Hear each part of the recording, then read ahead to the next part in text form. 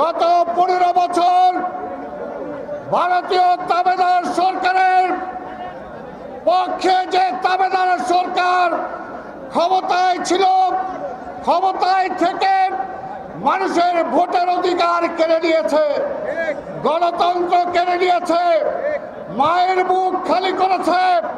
সেই ভারতের তাবেদার সরকার আর যাতে বাংলাদেশে ফিরে না আসতে পারে। কিন্তু একটা কথা বলতে চাই, শেখ হাসিনা বিদায় হয়েছে, এখনো কিন্তু গণতন্ত্র ফিরে আসে না। শেখ হাসিনা বিদায় নিছে, এখনো আমাদের নেতা তারেক রহমান ফিরে আসে না। তাই এই সরকারকে বলবো নিরপেক্ষ সরকার হওয়ার চেষ্টা করেন না। নিরপেক্ষ সরকার না আপনাকে আমরা এনেছি হাসিনাকে বিদায় করে অভ্যুত্থানের পরে এই অন্তর্বর্তী সরকার আমরা এনেছি। তাই নিরপেক্ষতার নামে আওয়ামী লীগ যাতে পুনর্বাসিত না হয় সেদিকে কিন্তু জনগণ খেয়াল রাখছে।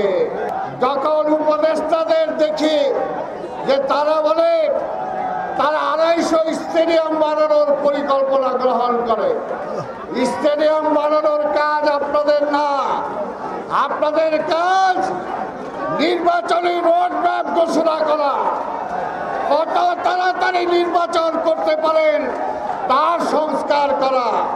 তাই সংস্কার যদি রাষ্ট্রের যেমনি করতে চান ওই উপদেষ্টা পরিষদেও আগে সংস্কার করেন। ইচ্ছা হলে একজনকে নিয়ে নিলাম, এটার জন্য জনগণ আপনাদেরকে ক্ষমতায় বসায় নাই। তাই বলতে চাই এই সরকার এই সরকারকে আমরা বিব্রত করতে চাই না, কিন্তু এই সরকারকে বলতে চাই অনতি বিলম্বে নির্বাচনী রোডম্যাপ ঘোষণা করুন।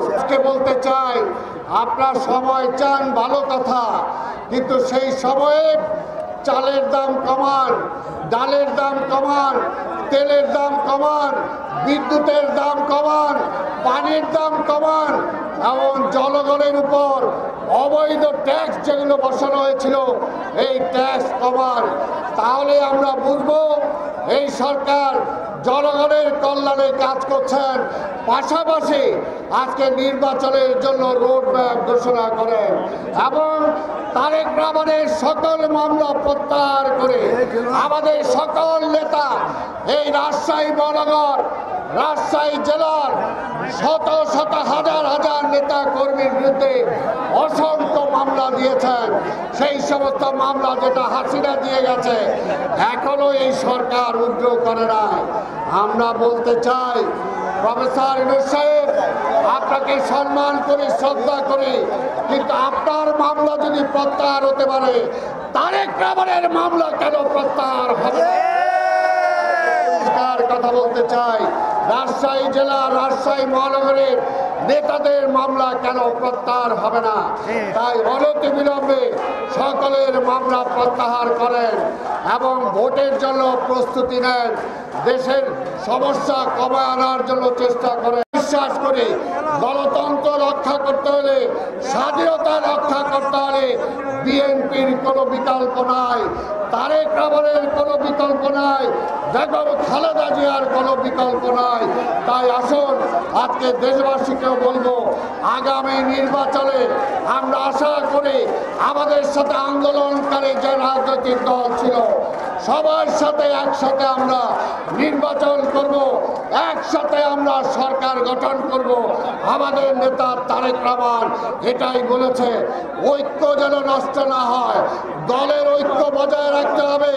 রাজশাহী মহানগরের এখানে ঈসা ভাই আছেন, আমাদের সদস্য সচিব মামুন আছে, এর বাইরে বলতে চাই রাজশাহীর সাবেক মেয়র মিনু সাহেব আছে, সাবেক মেয়র বুলবুল আছে, এখানে মিলন আছে। ঐক্যবদ্ধভাবে কিন্তু রাজশাহীকে গড়ে তুলতে হবে। কেউ যদি বিভেদ করে বড় নেতার দায়িত্ব বেশি। যদি রাজশাহী মহানগরীতে ঐক্য নষ্ট হয় এই কয়জন নেতা দায়ী থাকবে। কথা, আমরা ঐক্য বিনষ্ট হতে চাই না। সংগঠন ছাড়া বিকল্প নাই। তারেক রহমানের নির্দেশ, ঐক্যভাবে সংগঠন গড়ে তুলতে হবে, একসাথে থাকতে হবে। বড় নেতা যারা, তাদের দায়িত্ব বেশি, দায়িত্ব আপনারা পালন করবেন, এটাই আমরা আশা করি।